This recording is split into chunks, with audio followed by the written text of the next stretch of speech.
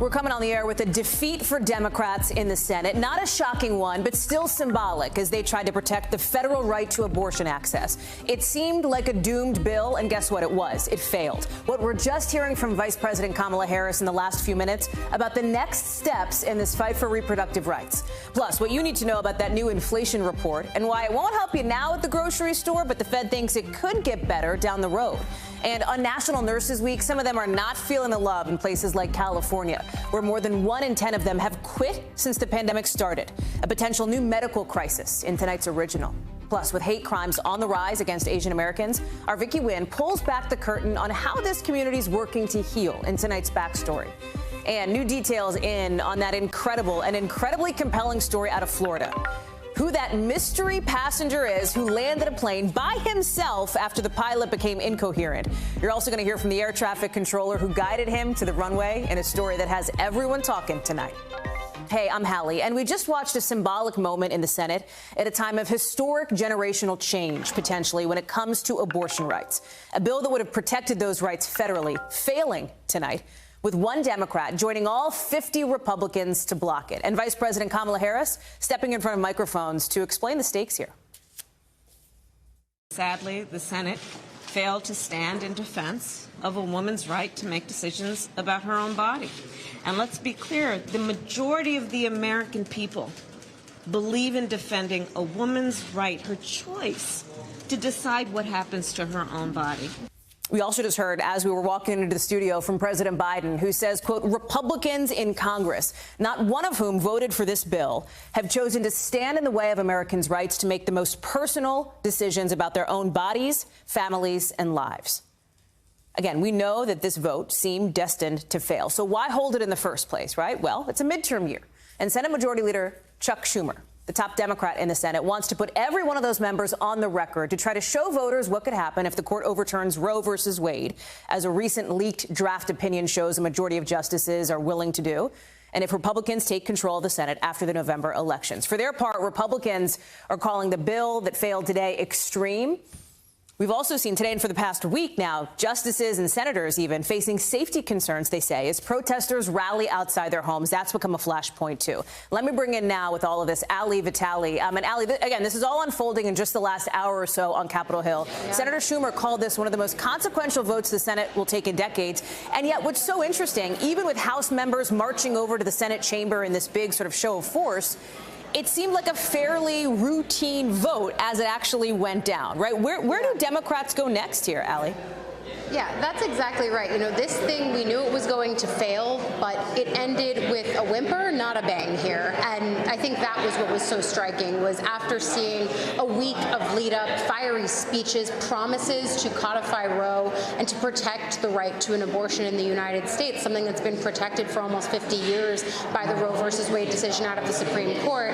Democrats failed to do it, and it was a pretty low-key moment here on Capitol Hill.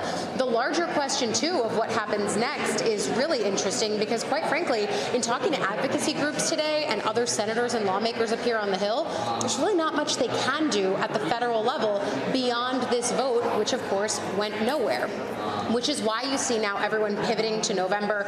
I asked Vice President Kamala Harris that question here when she just came off the Senate floor. She said that this is now a midterm issue. It's the same thing that we heard from Chuck Schumer, the same thing we heard from Patty Murray, Elizabeth Warren. The list goes on here, and they're all trying to make this turn not just about Republicans, but MAGA Republicans. You've heard this term from President Biden. You're hearing it now echoed by Democrats here in the Senate.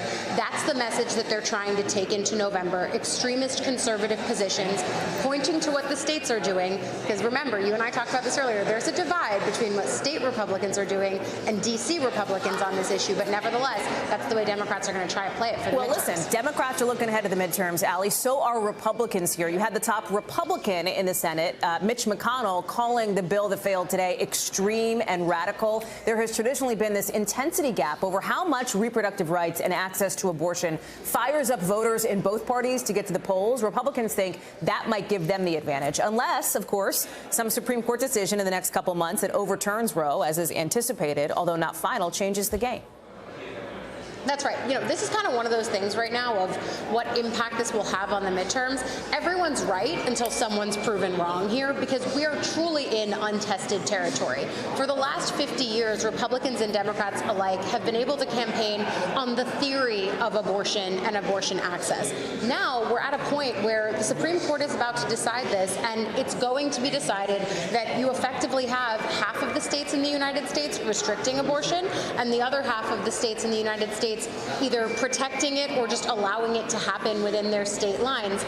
It ends up being just a real patchwork nationally, and it's why the messaging is not just to elect Democrats federally, though certainly that's the message that we hear out of this building all the time, but it's also going to be how this ends up playing in statewide races. This is really going to roil gubernatorials, for example, Hallie. As you have been talking, Allie, we have heard something interesting that relates to all of this from the Department of Justice, right? And this speaks to what we've seen, these protests outside the home of some conservative Supreme Court justices. The Attorney General Merrick Garland, again, a member of the Biden administration, saying that this is from the DOJ, a spokesperson, saying that the Attorney General continues to be briefed on security matters related to the court and justices and has directed the U.S. Marshals Service to help ensure the justices' safety by basically giving additional support to make sure that they are safe and secure. This has been something we've heard a lot about, particularly from, I think, the GOP side of things, who says it's not appropriate. Democrats say, hey, a peaceful protest. Some of them say if it's a peaceful protest, then that should be okay.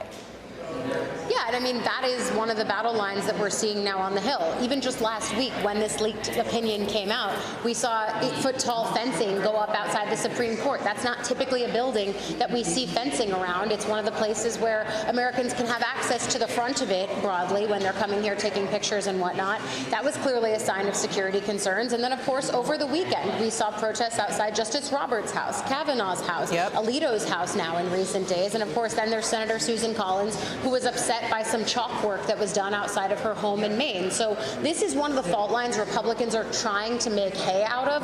But again, it all sort of clarifies the fact that they are not running to make this a central issue in the midterms. For them, they'd rather talk about inflation. Democrats would rather talk about this. Ali Vitale, thank you very much. Teeing us up very nicely for this next discussion. She says Republicans want to talk about inflation. That's what a lot of people are talking about today on the heels of that new report from the Labor Department. It lays out just how much more it's costing you for all the stuff you need. So here's the bottom line, big number right there in red on your screen. Inflation was at 8.3% in April. Still the highest level since ET phoned home, but it is starting to level out compared to March. You're still feeling it when you go to stock up the fridge, let's say. Bread is up 10 cents, milk more than 50 cents.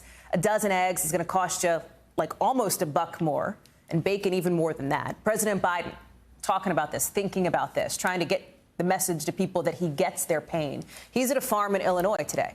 He says it's good that these overall inflation numbers are going down.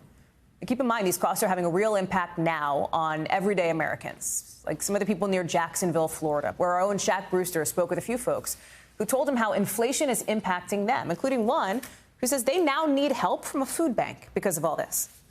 A lot of my friends are talking about the gas prices and being able to travel this summer. Picking and choosing my battles now with what I really need versus what I want as the prices increase. We're being more picky about what we shop for. I'm trying to pick things that I can turn into 2 and 3 meals. On Wall Street, markets look like they were going up to start the day. Now they have ended it again back in the red, especially the NASDAQ. Look at that, down something like 3.2%. CNBC's Jeff Cox is joining us now. So it feels, Jeff, like there's sort of two things you can read from these inflation numbers. On the one hand, they're not awesome. On the other hand, they could be a lot worse. Yeah, Hallie, it's kind of a good news, bad news situation. Everybody was just wondering whether March was the peak of inflation. And I think if you look at this report, the good news part of it is that, yeah, you could probably make that case. The bad news is that inflation is not going to be falling off that peak. Inflation is going to be crawling off that peak.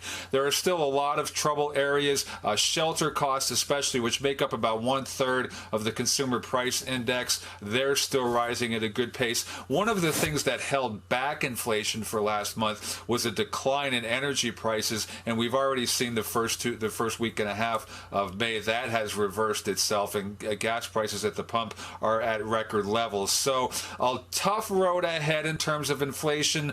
Probably won't see that 8.5% number again year over year, but it's still going to be a tough road to get down from that ugly peak that we saw. It is a sort of policy thing, right? It's also a political thing, and the White House is very aware of that. President Biden was on the road out in Illinois. He was pointing to the war in Ukraine, things that are happening overseas for rising costs, and he was thanking farmers in the heartland for picking up the slack. Listen. You got us through a pandemic, and you're literally the backbone of our country. It's not hyperbole. But you also feed the world. And we're seeing with Putin's war in Ukraine, you're like the backbone of freedom. So he's got these plans to increase the amount of fertilizer that's produced, to let farmers double crop, meaning they can plant more. But how long? Like, listen, farm to field is not the snap of a fingers, right? That takes time. What do experts think on how quickly this is going to actually make a difference when I go to, like, the local market? This is just kind of, pardon the pun, kind of nibbling around the edges. But, you know, there's so many things that go into food costs. I mean, one of the biggest problems right now is just the war in the Ukraine, because there's so many things that they export, commodities that we depend on, wheat and a whole host of other things that really kind of make the world go round. So the idea of providing more fertilizer for farms, I mean, it makes a good photo op. But in terms of, you know, actually having an impact on prices, probably not going to do a whole lot. I think, you know, some of the heavy lifting is going to be done by the Federal Reserve, raising interest rates. That's going to be painful. That will help tamp down demand somewhat, though. You saw that just in the last segment, some of these consumers now picking and choosing. That's right. And while that's not a happy thing to hear, those are the kind of things we're going to need to see for prices to start coming down. Jeff Cox, good to see you. Thank you for that breakdown. Let's turn now to another big headline in a day full of them, and this is from the war overseas in Ukraine. Because today we heard for the first time from the defense secretary saying that Russia has used hypersonic weapons in Ukraine. Not only have they used these hypersonic missiles, it's happened several times. He is throwing in a caveat here. The defense secretary, Lloyd Austin, saying, well, they're fast. They didn't really have a huge impact on the ground. It's happening as in eastern Ukraine. You have the military in Ukraine making some gains of their own.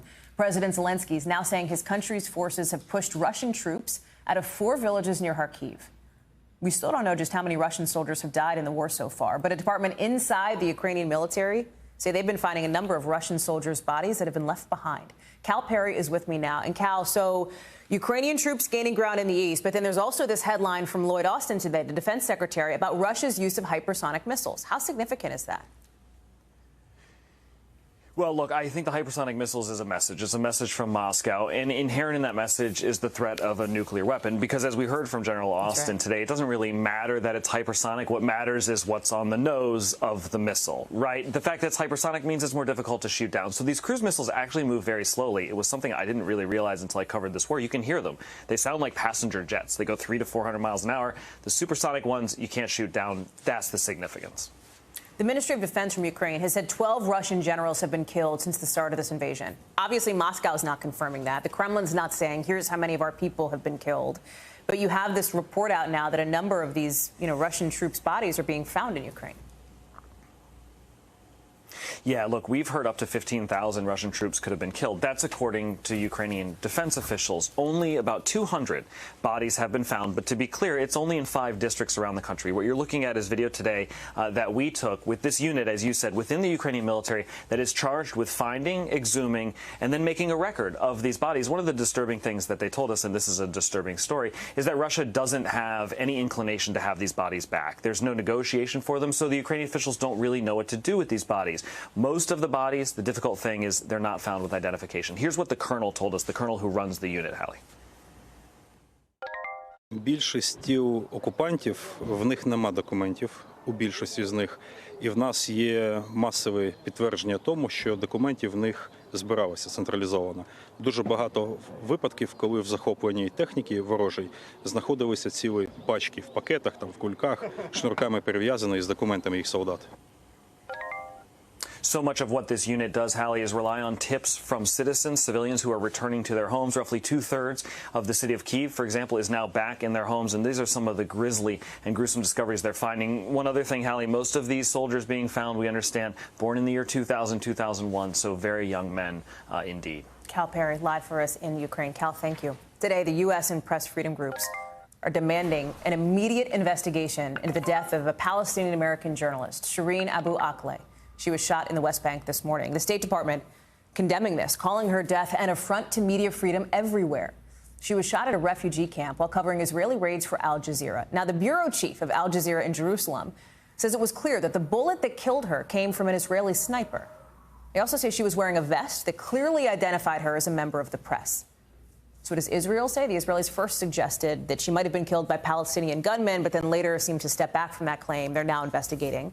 This comes after, of course, weeks of violence in that region. We've been talking about it here on the show. Raf Sanchez joins me now. And Raf, this is a journalist who was in the region, a high-profile person, right, a familiar face. What else do we know about where this investigation goes from here? Yeah, Hallie, Shireen Abu Akleh, not a household name in the United States, but almost universally known here in the Middle East. She was the woman who millions of people across the Arab world watched on Al Jazeera, got their news from her about what's happening here in the occupied West Bank. Now, in terms of this investigation, Israel's military says they are going to carry out a thorough probe into this. They said they're going to look at the caliber of the bullets. They're going to review video footage of the scene. That is what the Biden administration, from the White House to the State Department to the mission to the United Nations, is demanding that they do.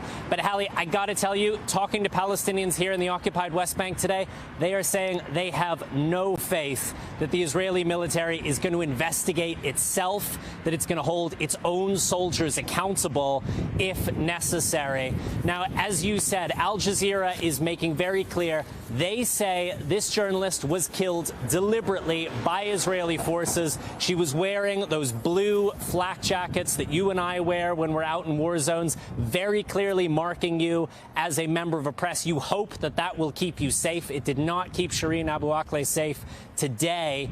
Al Jazeera is citing eyewitness reports from her own crew who were with her when she was killed, including one producer who was shot in the back during this incident. Now, exactly as you said, Israel's prime minister said earlier today that it appeared likely this journalist was actually killed by Palestinian gunmen engaging the Israeli troops in this refugee camp in Jenin. In the last couple of hours, the Israeli government kind of backing away from that. The Israeli defense minister just held a press briefing for the international press, and he did not repeat that claim. He said they do not know what killed her. Did he say what they're going to do next? He said that they're going to carry out this investigation, that they're going to look into what happened here. They say they're going to update the White House, that they will keep the United States abreast of this investigation into the death of an American citizen, we should add. The U.S. Embassy here in Israel confirming that Shireen Abu Akleh was an American citizen. As you said, this is a low point in what has been a very low couple of weeks here in Israel and the occupied West Bank. Last week, 3 Israeli civilians killed by Palestinian suspects wielding an axe. You and I talked about that on the show. Right. There has been weeks of violence outside the Al-Aqsa Mosque, the Temple Mount, the holiest site in Jerusalem. And Hallie, President Biden is due to come here next month. It'll be his first trip as president to Israel, to the occupied territories. And this is a very grim situation that he is arriving to. Exactly a year ago, we were one day into the fighting in Gaza that left hundreds of people dead on both sides. 1 year on, very few of the fundamentals have changed, and people on both sides will tell you they think there's no reason that war couldn't break out again almost any day. Raf Sanchez, it is a chilling report, and we're glad to have you shine a light on this story. Thank you very much. Appreciate it. Some new video and audio is now revealing the final intense moments in that manhunt for an inmate and the corrections officer who helped him escape. It's all coming to a head. It did on a road in Evansville, Indiana, where it sounds like Vicky White called 911 right before U.S. Marshals rammed their Cadillac into a ditch. You're looking at some of the video here. We want to warn you that some of what you're about to hear, you'll find disturbing. Here's that 911 call. 911. Please stop. They're going to, everybody's going to go off and kill us. Hello? Thank God. Everybody's going on. Let's get out and run. It appears those would be Vicky White's last words. Moments later, their car was rammed by the patrol car. The inmate, Casey White, was pulled from the wreck. This dash cam video shows him surrendering to police, or police cuffing him. Vicky White was then pulled from the car after the sheriff says she shot herself. She later died at the hospital. Megan Fitzgerald joins me now with more. And Megan, we're learning more from these final moments captured on dash cam video, reported in those 911 calls as well, about how this days-long manhunt came to a conclusion. Yeah, absolutely. I mean, it's very clear to see on the dash cam video as well as the police body cam video. And we first see how deputies are just piling on top of Casey White before they take him into cuffs, walk him to the hood of that squad car there, and pat him down. But, you know, the biggest takeaway here is that it was peaceful. It was a surrender. This is certainly consistent with law enforcement agencies' reports this entire time. But it's important to note, though, that the sheriff here in Evansville says the reason why that was peaceful is because the way in which those U.S. Marshals rammed into that vehicle, trapping him in the driver's seat there, because he admitted to police. Casey admitted to police, saying that his intention was to do a shootout with them if he came face to face. So he didn't have that opportunity. And then, of course, that other piece of video where you see the moments that these officers are confronted with Vicky White, and they saw that gun still in her hand moments after she shot herself in the head. Hallie. Casey White, the inmate, is now back in Alabama, right? As of this morning, I think, Megan. What's next for him? That's right. Yeah, that's right. So yesterday, you know, we saw him walking into court. Reporters were shouting questions at him, and he didn't have anything to say. And of course, he had a lot to say to the deputies here. But some of the questions that were thrown at him is, does he feel any sort of remorse, any sort of regret? And again, he didn't have a comment. But what yesterday was about is that we saw him facing charge of the escape, which carries up to life in prison because of his criminal history. But also important to remember that this guy is also facing a murder charge for a stabbing death of a woman in her 50s back in 2015. And so Casey's attorneys are asking for a change in venue because of the nationwide attention to this particular escape case.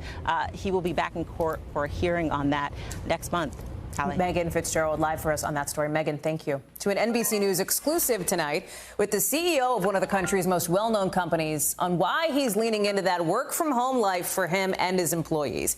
So Airbnb is letting its staff live and work remotely from anywhere in the country. And today, it's retooling its website to give remote workers more options to book places to live and work for weeks or even months at a time. Now, think about that, right? That's in contrast to some companies who are now requiring teams to go back to the office 5 days a week. A March survey from Microsoft found half of companies want workers back in the office every day. And that's a distinction from the workers themselves. Half of them say they're thinking about switching to a totally remote or at least hybrid job at some point this year. Joining me now is Stephanie Rule, who landed this exclusive. Steph, we're so glad to have you on the show with this interview. And it's super interesting because Brian Chesky has been this very vocal proponent of letting workers stay home if they want to. And he's trying to have Airbnb not just talk the talk, but walk the walk.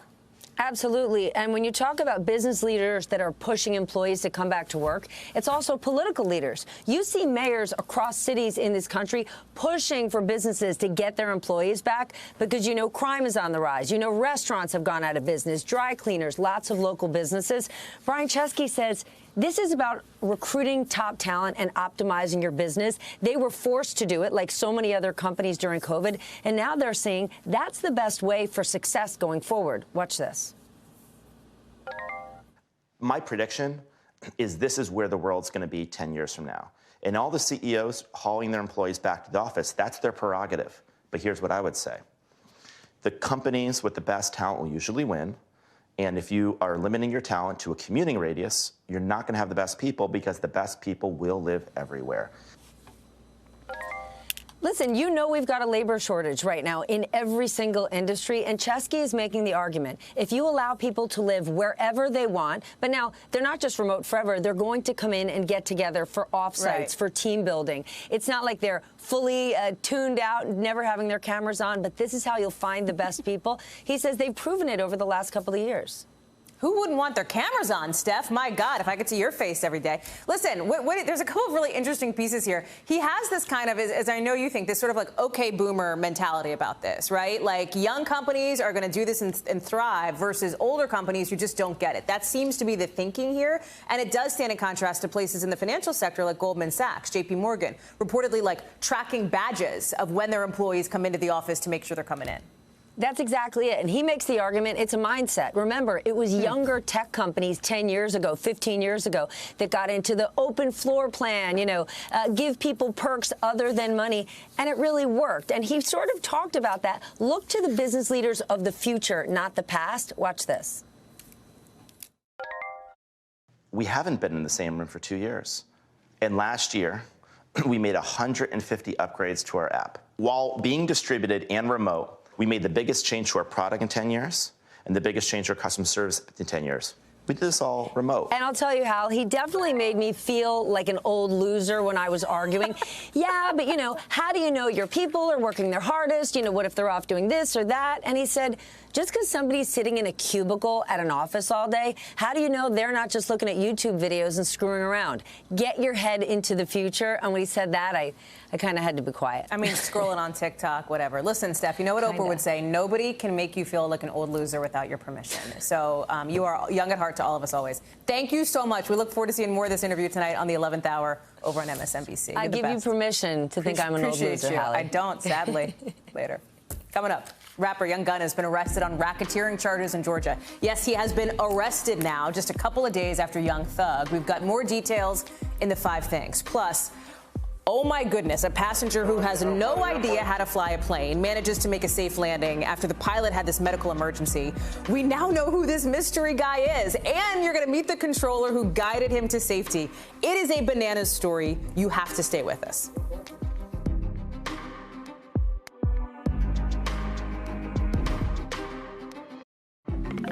So for the first time, we are now hearing from the air traffic control operator who's telling the story of how he helped a passenger who had no idea how to fly a plane to fly a plane after the pilot had a medical emergency. Darren Harrison, here on the right, with the hero air traffic control operator, Robert Morgan. So Harrison was somehow able, after his pilot has this emergency medically, becomes incoherent, he was able to somehow get in touch with air traffic control and tell them, like, I don't know what I'm doing. I'm in a plane high above the ground off the coast of Florida. Help. I have no idea how to fly the airplane, but I'm in 9100. Number 333 Lima Delta, Roger. What's your position? I have no idea. I can see the coast of Florida in front of me, and I have no idea. Could you even imagine? So the air traffic controller tells Harrison, okay, they're going to try to find your plane. It was 20 miles off the coast of Boca Raton. From there, Morgan, or Captain Morgan, as his friends call him, calmly directs this guy to keep the wings level. He helps him find certain buttons in the cockpit and then eventually guides him into a safe landing at the airport in Palm Beach, a landing that shocked even the air traffic control tower at the airport. Witnessed a couple passengers land that plane. Not a problem. Go ahead and continue. We'll hold short 10 left, American 1845. Man, they did a great job. Did you say the passengers landed the airplane? That's correct. Oh my gosh, yeah, no, great job. No flying experience. We got a controller that worked them down. That's a flight instructor. Tell me you don't have chills listening to that. Carrie Sanders has been on this incredible story from us from the beginning. Carrie, there's so much here. And let me start actually with what we are hearing now from, I think you've heard from the air traffic controller himself, right? A flight instructor who guided this guy to safety, and from the passenger. Tell us more.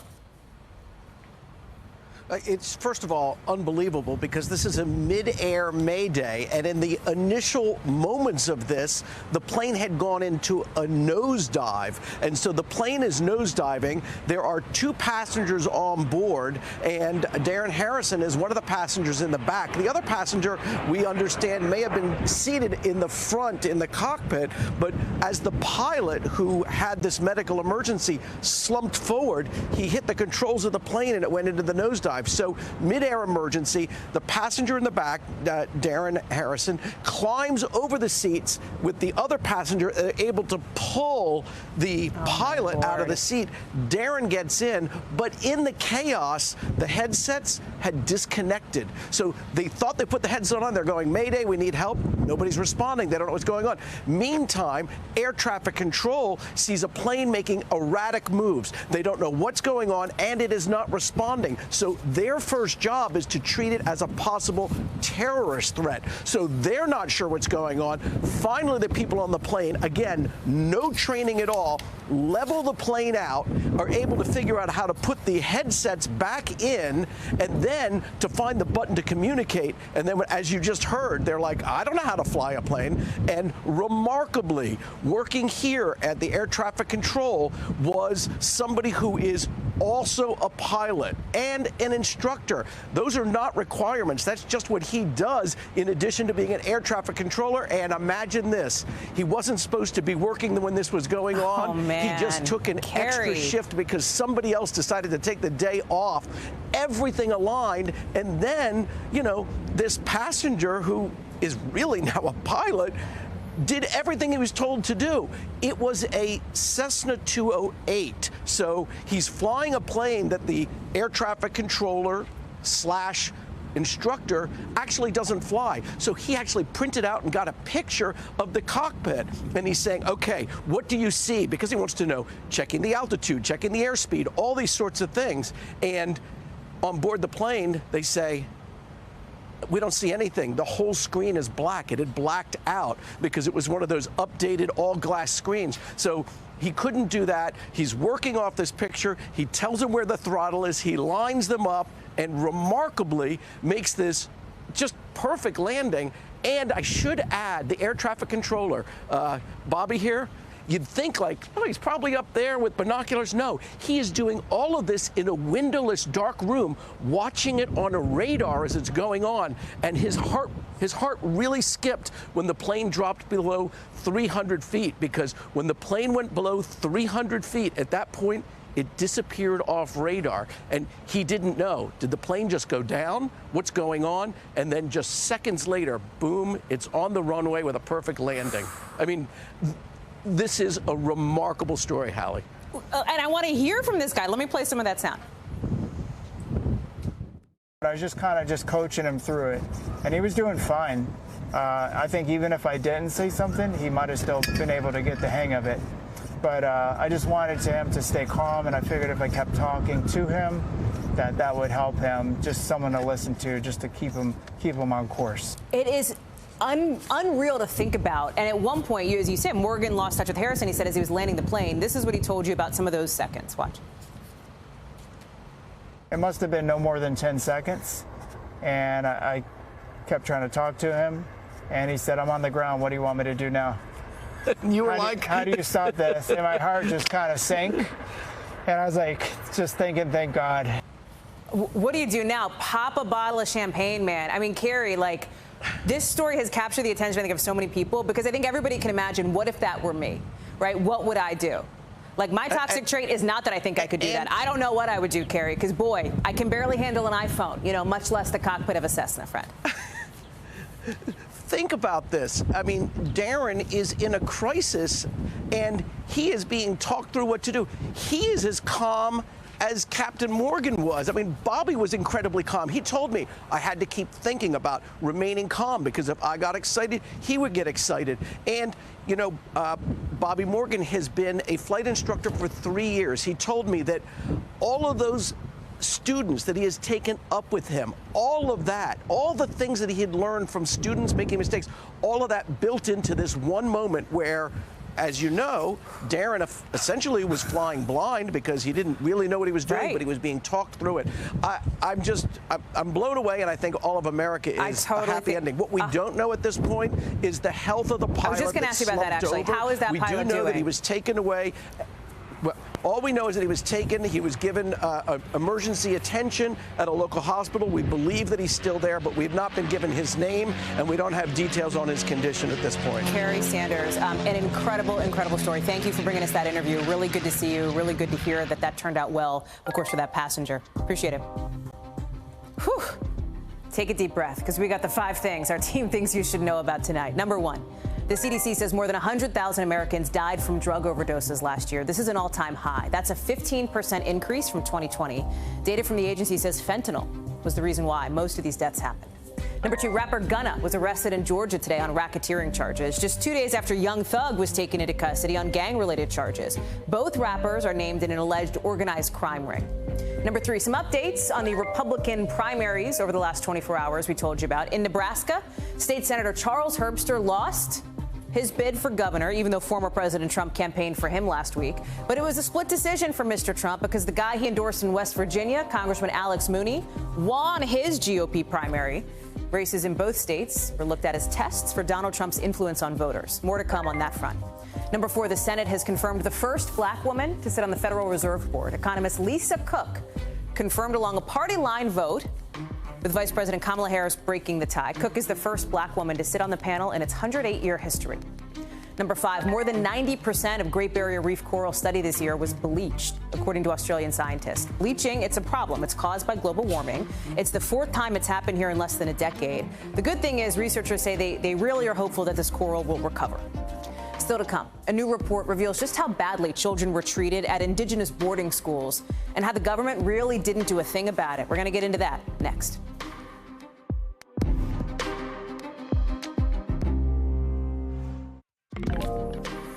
The Interior Department today releasing a long-awaited report on how badly kids were treated at Native American boarding schools and how a lack of oversight by the federal government played a part in that.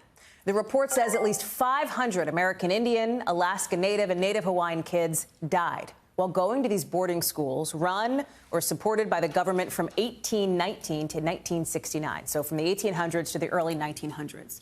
The school system was created basically to try to eradicate indigenous languages and cultures and to assimilate young kids to the mainstream U.S. culture through education. They were forced to learn English, give up their birth names, etc. The government took these Native American children, these kids from their communities, and forced them to go to these boarding schools, stripping them of their traditions, right? Gave them English names, training them to perform military drills. Interior Secretary Deb Haaland, the first Native American to lead the department, says these policies are heartbreaking and undeniable. Each of those children is a missing family member, a person who was not able to live out their purpose on this earth because they lost their lives as part of this terrible system. These findings are just the first in piece, basically, of an investigation that Secretary Haaland announced last June to look into this really dark part of American history. Antonia Hilton joins us now to talk more about this. And Antonia, beyond, I think, the horrors that this report details, it is also, as I know you know, it is also just the beginning of this investigation into this issue. That's right, Hallie. This is a really damning report, but it should not be seen as conclusive because they're really just at the beginning of this research and excavation process. And the federal government is essentially providing an update, but people expect the numbers that they're reporting today to grow exponentially. So what we know now is that they've confirmed 408 federally funded or federally supported schools that were part of this violent and abusive system that, as you described, stripped Indigenous children of Native American tribes in Hawaii, in Alaska, of their heritage, of their connection to their families and their roots systematically. And that they've confirmed about 500 deaths, but that death number is certain to grow. When you talk to experts, as our colleague Graham Brewer has, they say that they expect those numbers to get into the tens of thousands, which when you sit with that is really a shocking and disturbing, frankly, number. And, you know, I got the opportunity to meet some of the survivors. I traveled up to Michigan several months ago and met with some who were part of the Little Traverse Bay bands of Odawa Indians in Michigan. And they described what every day in one of the boarding schools there was like. Nuns beating them, saying racist remarks, and putting them through psychological and physical torture. Take a listen to my conversation with a Marine Corps veteran and a school survivor named Fred Kiokma. The nuns took you, they had this table, and they stood you up and they just stripped you naked and washed from head to toe. The nuns telling us, you know, you got to wash till you get that color off. And we didn't know what that meant because we're washed. I mean, we're clean. Stories like that I heard from other survivors. It's not just Fred. And, you know, some of the frustration for folks, for tribal leaders and members right now is that they've been telling these stories, Hallie, for decades. And the rest of us, you know, both in the media, but also in the federal government, are catching up and finally acknowledging something that they have known and tried to bring attention to for many, many years now. You talk about the federal government then. What is the administration going to do from here? Like, what are the next steps in that and in this investigation? Well, Hallie, a lot of the next step is going to be focused on burial sites. So they found 53 different burial sites marked or unmarked across 37 different states that they stated in this report. But we're also going to see Secretary Haaland essentially go on tour. She's going to go to these different sites around the country. She's going to talk with survivors. Her team, made up primarily of Indigenous Americans, they're going to continue the very emotional and challenging work of having to collect this archival research, to in some cases have to visit and study these potential burial sites. And so again, you know, I can't emphasize enough just how much we might be at the tip of the iceberg of understanding the full horrors that were perpetrated through the school system.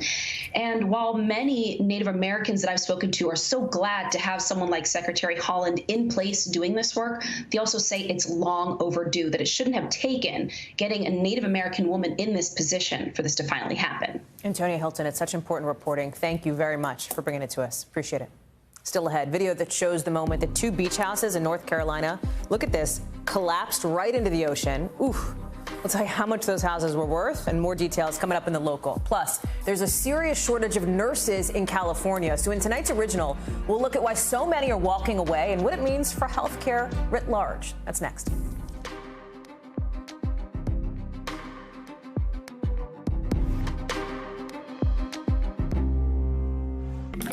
NBC News covers hundreds of stories every day, and because you couldn't possibly read or watch or listen to them all, our bureau teams have done it for you. This is what they tell us is going down in their regions in a segment we call The Local. From our Southeast Bureau, families of the victims of that condo collapse in Surfside, Florida, that killed 98 people, they've gotten to a settlement. And we're learning it's nearly $1 billion, $997 million. This is I know you remember this, the 12-story building in the Miami area that collapsed without any warning back in June of last year. The judge hearing this class action case wanted to try to get this settled ASAP and get some relief to the families before the first anniversary. Also from our Southeast Bureau, check out this really, it's dramatic. That's what it is, dramatic video. Two houses right on the beach in North Carolina collapsing right into the ocean. Why? Big waves, big winds. Happened just hours apart. This is one of them. The other one happened a couple hours after. No one was inside when it happened, thank goodness. From our West Coast Bureau, this year's drought has California's Big Bear Lake in some pretty tough shape heading into the summer. Look at some of these new satellite images. The water level's about 15 feet below full capacity. Officials say it's a really big deal. It could hurt tourism. It could hurt local businesses. Something to watch this summer. There's a new push now to get the federal government to do more to protect female drivers. And the reason why might be a little surprising to you. Women are 70% more likely to be hurt in a car crash. But the dummies that test car safety, crash test dummies, they're not designed for most women. Turns out the tests are using decades-old technology that may not accurately reflect what kind of injuries women and girls have when it comes to a crash. Of course, according to the U.S. Department of Transportation, more than half of everybody with a driver's license is a woman. High-tech and smaller female dummies are available, but they're not required by the government, so a lot of car companies just aren't using them. Advocates say this is putting women in danger. Cars are not designed, they say, for the shorter legs and arms of women who tend to sit closer to the steering wheel than men do. Tom Costello joins us now. Tom, let me cut to it, right? If I'm going out to get a car, right, looking at maybe getting a new car or whatever, or you're a woman going to do that, should you trust when it says it's safe for women or safe for people? Should you trust as a woman driver that you are in good hands? That 5-star rating that everybody wants to see when they buy a car for their spouse or their kid, their daughter, whatever. Yeah, I think you got to be a little bit skeptical now. And here's why. Because while they have been testing with the male crash test dummies for men, as you suggested, for women, they've been using a smaller version of the male model of the male dummy, right? Well, listen, as you know, most women are a little more petite than men, and structurally, women don't have the same muscle mass and structure that a man does. As a result of that, they tend to get more injured. I mean, listen to these numbers. 14% of women are 14% more likely to die in a crash. You mentioned 70%. That's astonishing. But in addition to that, 22% more likely to have a head injury, 44% more likely to have a neck injury, 40% more likely to have an abdomen injury, intestinal injuries, because the seat belt doesn't necessarily come across the pelvis bones. It sometimes literally cuts into the abdomen itself, into the intestines. So what's the holdup on getting something done about this? New technology. I say new. It's been around for a while, more than 10 years. Technology does exist. A smaller, more accurate female version of these dummies with a lot more electrodes, sensors to determine exactly where the impact is, to use those in crash tests. But the government has been working on this for 9 years, still hasn't approved it. It is a long process. As you know, anything in the government, it tends to move glacially. But I had a conversation with somebody in the government today, and I said, listen, I appreciate that this is now 3 administrations. But come on, in that period of time, SpaceX has designed a rocket, built a rocket, gone to the space station multiple times, and you guys can't seem to approve the dummies. We're working on it. That's what they say. And that's we're working on it. They say we acknowledge that there is no role for gender disparities, but this is taking too long, they say. But then what do the car companies tell you about why they're not using these dummies? Well, even if they're not required, they could all go above and beyond, couldn't they? Some car companies do. However, they are required. You know how it is in engineering. If you are required to meet a spec, a standard, you engineer to that spec and that standard. You don't want to deviate from it because then you may not meet the standard, right? By the way, some car companies are using it. Europe and Asia regulators are already requiring the smaller female dummies. The U.S. so far isn't. Maybe in the next few years, we'll see. Tom Costello, we're going to see more of your reporting tonight on NBC Nightly News. Love when you join us for a preview. Thank you so much. Glad to be here. Thank you. Appreciate that. We'll see you at 6:30 Eastern. So tonight's Original Now with in-depth reporting on a topic we've been watching. And right now, nurses in California, they're kind of disappearing. One study found more than 40,000 registered nurses there. 13% of that workforce, right? They are no longer on the job.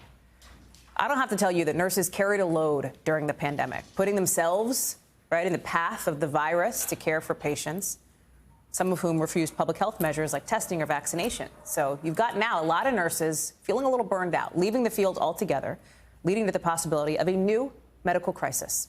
Jake Ward has that story. The job was hard enough. Before coronavirus hit the U.S., a 2021 Ohio State University survey found that 40% of critical care nurses in the U.S. were already reporting symptoms of depression before COVID.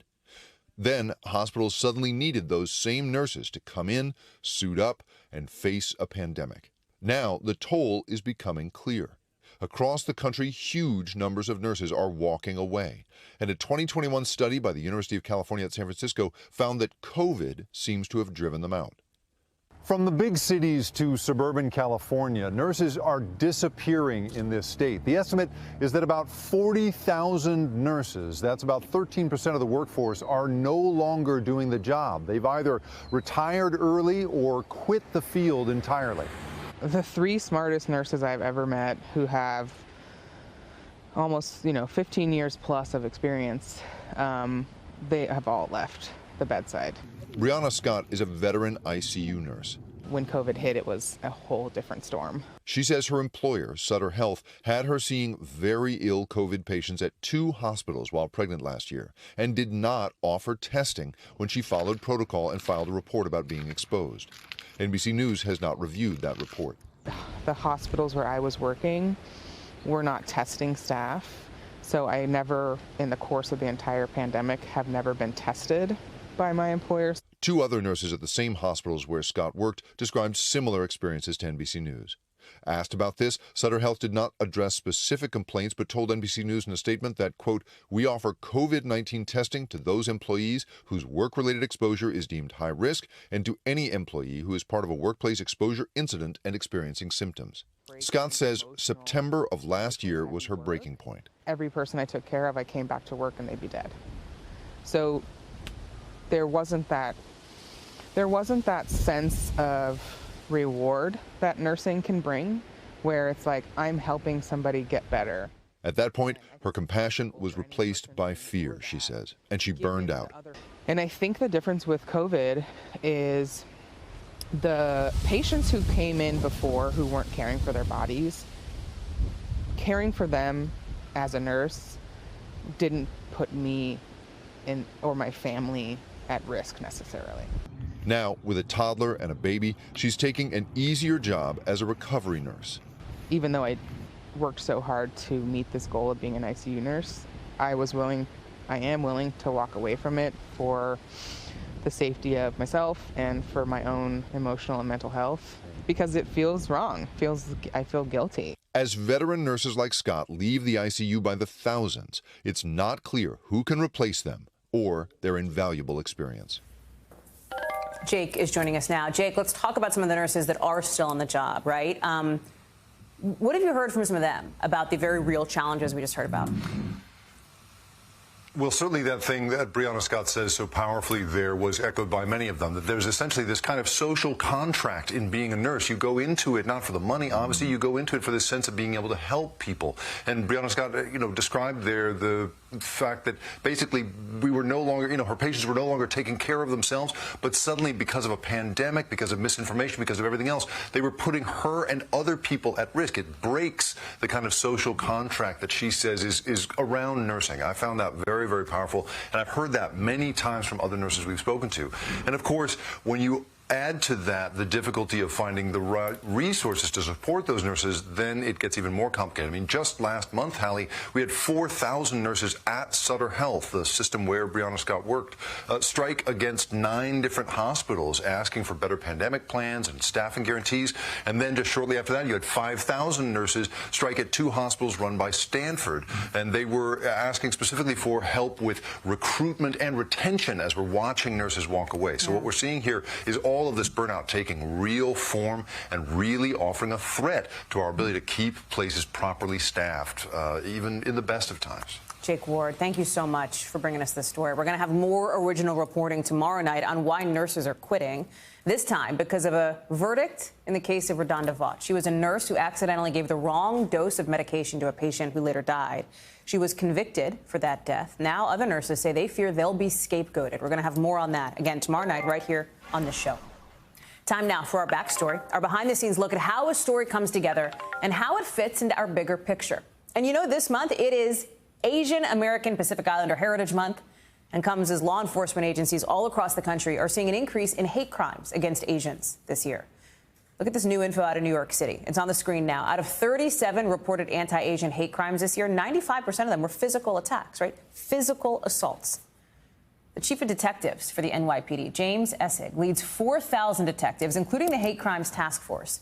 He met with our own Vicky Nguyen for an exclusive interview in Chinatown, just blocks away from where 35-year-old Christina Yuna Lee was followed home and murdered in February. Listen. Almost every one of our Asian hate crimes is not a letter, is not something written. It's personal. It's coming up, punching somebody in the face, spitting at them, which is totally unacceptable in our society. That reporting from Vicky and her team, part of an hour-long primetime special right here on NBC News Now tonight called The Racism Virus, focusing on healing and solutions for this community after these, of course, levels of hate crimes, the violence since the pandemic. Vicky is hosting the special. She is joining us now. I'm so glad to have you with us because this is going to be, I know, a must-watch. It's sort of the second part of a special that you've already done. More than 1 million people watched that one. You've told me before there's an appetite, you think, to see this covered. What do you think has changed, Vicky, from the time you put that first special report together to now? Hallie, thank you so much for having me on. And yeah, I think a lot has changed in terms of awareness. Actor turned activist Daniel Day Kim is one of the people that we talked to for this special. He has talked about what he's seen, too, over the last year as he's gotten more involved in the White House task force focusing on Asian American visibility. And he said that is one of the most promising and encouraging signs out of the last 2 years is we as a community of Asian Americans, we're talking about it. We're not putting our heads back down, taking it, and just pretending that it's not happening. So as painful as it is to have seen the rise in the violence and the anti-Asian racism, it is comforting to know that finally people feel like they can come out of the shadows. They don't have to remain invisible. They have voices. There is data being collected. So that's what this hour tonight is really focused on, is how far have we come? What work still needs to be done? What can we talk about that is tangible? And I think it is very different than what we talked about a year ago. But I can't believe 1 million people have watched. I'm so glad. Yeah. And it does show that people want these stories to be told. It's what is going to be, I think, great about tonight is the range of people that you talk to, right? We saw your interview with that chief detective at the NYPD, but there's people from pop culture, from politics, et cetera. When it comes to a big project like this, and I know your producer was also instrumental in doing this too, how are you thinking about, okay, we want to talk to this person, we want to feature this story, like help us. This segment is about peeking behind the scenes and getting into your notebook, so help us take us there. Yeah, major props. I will give a major shout out to the executive producer of the show, Jamie Wynn, who I work very closely with, and Jeff Kepnes, who also helped us in the control room. But in terms of editorially, like when you sit down and say, okay, do we have half an hour? Do we have an hour? If we have an hour, who are the voices that we want to hear from? How diverse is this group? So you're looking not only at ethnic diversity in the Asian American community, like Japanese voices, Korean voices, Vietnamese voices, because we all have a different experience, but you're also looking for people who can speak on politics, people who can speak from the nonprofit sector, who are tracking the data, who are telling us that, over the last 2 years, there have been more than 10,000 hate incidents reported. These are reports that don't even go to law enforcement necessarily, but 2/3 of those are coming from women. So you want those voices, but you also want the folks who are out in front, maybe with some name recognition, that are doing some of that work too. We have athletes who are speaking. We were so lucky to get the first interview with Lo Van Pham, and he is the first Asian American hired by the National Football League to officiate football games. And he came here as a refugee like I did, and here he is growing up in Texas, falling in love with the game of football, starts out as a peewee coach, and now he's one of those people I look to and say, you know what, if you can see it, you can be it. And there he is on the field for other little Asian boys to look up to, and girls, and say, hey, maybe that's something I could do. So we wanted to bring hope to people. We wanted to lay out the problem, but also hear from the various sectors and stakeholders. I love that. I only have like 20 seconds left, Vicki, but we could talk about this for 4 more hours. We will tonight on the special that is going to run right here on NBC News Now. Again, Vicki Wynn with the Racism Virus Special, 9 o'clock Eastern, right here on this channel. Vicki, thank you. Can't wait to watch. And thanks to all of you for joining us for the hour. I will see you right back here on Monday. Yasmin Vasugian will be keeping things going for us. Same time, same place tomorrow. Coverage picks up right now.